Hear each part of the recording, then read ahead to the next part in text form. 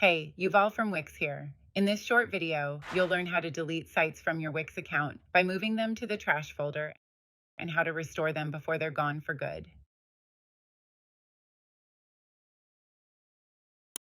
Quick note before we start.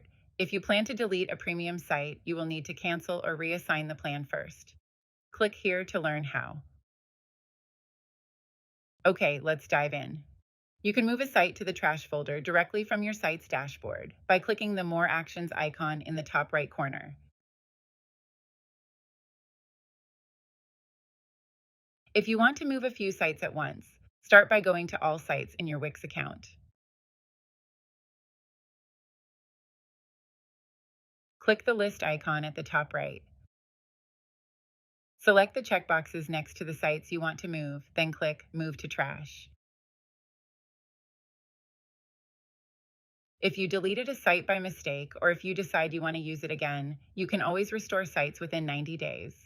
Go to your Sites page in your Wix account, click the Trash folder, hover over the relevant site or use the More Actions icon, and click Restore Site. And that's it.